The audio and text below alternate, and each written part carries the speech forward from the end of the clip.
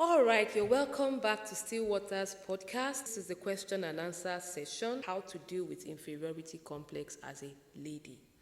Let me start by saying that as a lady, there is so much pressure on us to appear a certain way, look a certain way, have certain status. Okay, there is that pressure, and that pressure is generated by the fashion industry. You need to know that.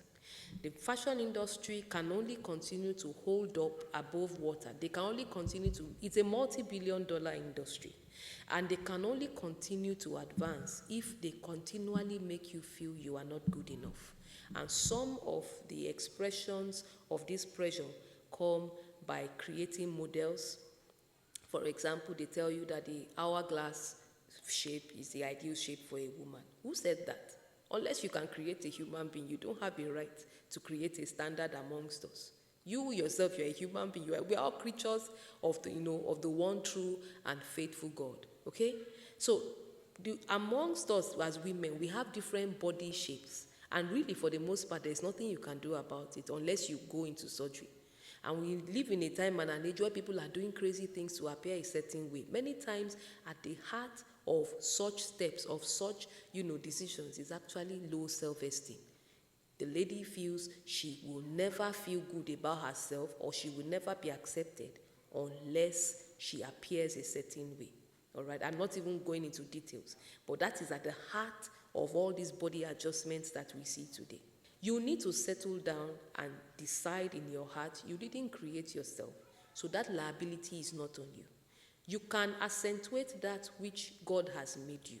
For example, every woman always has something to them that makes them beautiful. For some, it is that figure. For some, it's a complexion so clear and clean.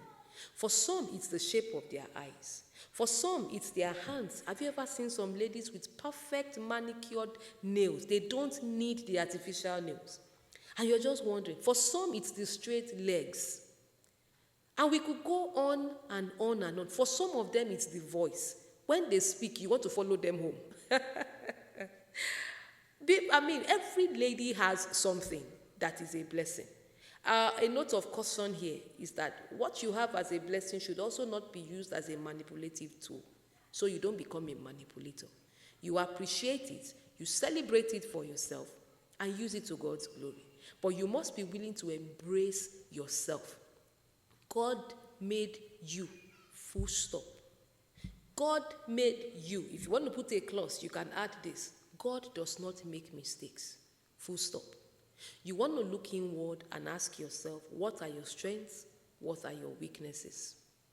You may need a personality profile assessment.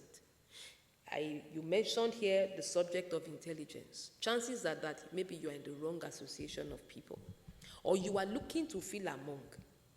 Or, there is this picture of success in your head that you have locked in, that you feel if you are not a certain way, you're not good enough. Somebody may need to relax, take a nap, wake up, and begin a journey of self-realization. Like, who am I? What are my strengths? What are my weaknesses? What can I do? Someone needs some self-realization. On the subject of fashion, we've said that not all the clothes out there are meant for you. There are different clothes for different body shapes. So identify your body shape. Know what works for you within the confines of what is decent and what is modest. All right? Above all, you need the revelation of the love of God for you. When you realize how much God loves and accepts you, you really don't give a hoot about what somebody else thinks. And by the time the revelation of God's love for you dawns on you, there is a sense of confidence it puts on you that makes you attractive. I hope you know that is the most important accessory, self-confidence. All right? I hope I've answered your question.